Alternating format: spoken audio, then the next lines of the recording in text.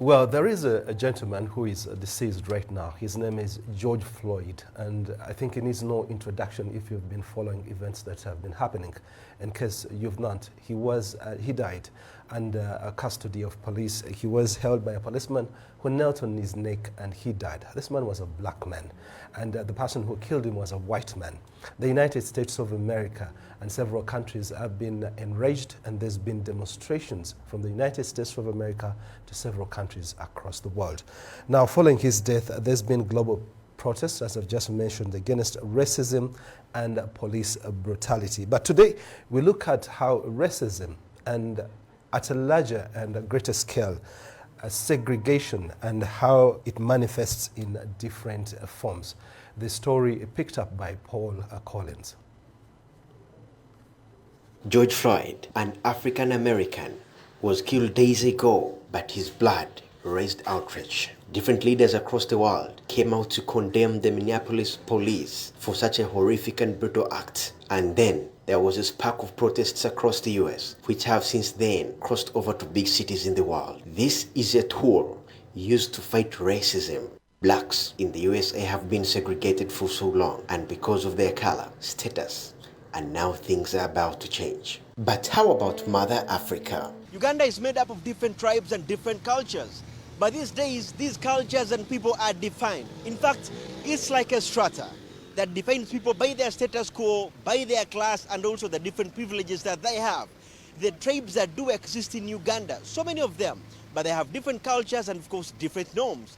But what will happen if we just keep on going and differentiating them by what they do? This will keep on defining us, and the end result will be so much for us to carry. There is tribalism, and with this case, many people are segregated for their status, and this has created a social class. So, like I said, when a human being is born, he's born with a clean slate. Your brain is clean.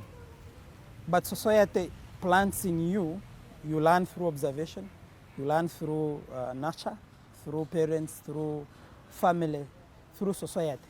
So everything you learn, it's because of how society has shaped you.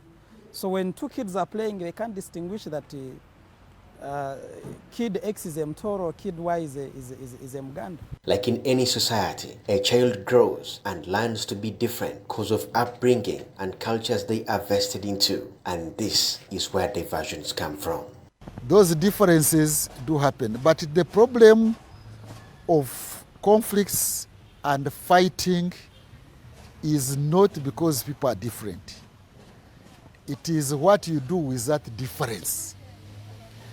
If you use your difference to marginalize and oppress another group, then you'll come up with that problem.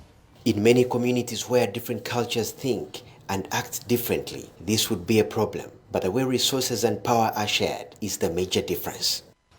The problem is sharing power, sharing resources unequitably, one group getting more advantages than the other, or one group using its position to get more resources and privileges vis-a-vis the other group in the same community.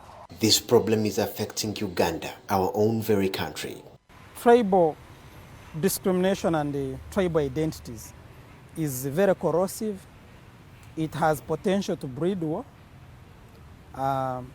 That can be either in form of genocide, like what you saw in Rwanda, that especially if it is institutionalized. Actually, what happened during the Rwandan genocide was institutionalized hatred of one tribe against the other.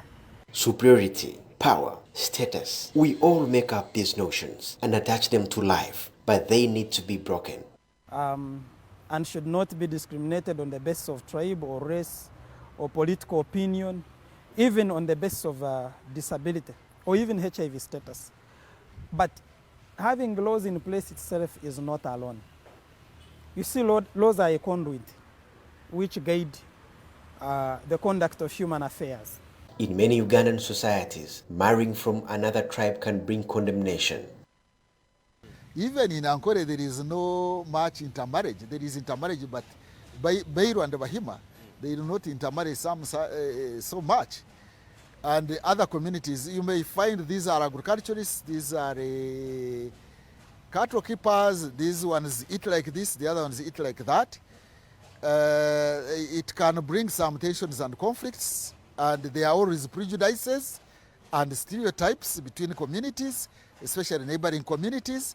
As much as they have points of convergence, there are points of divergence. Leaders need to come together face to face with this problem to end it. Paul Collins, Now TV.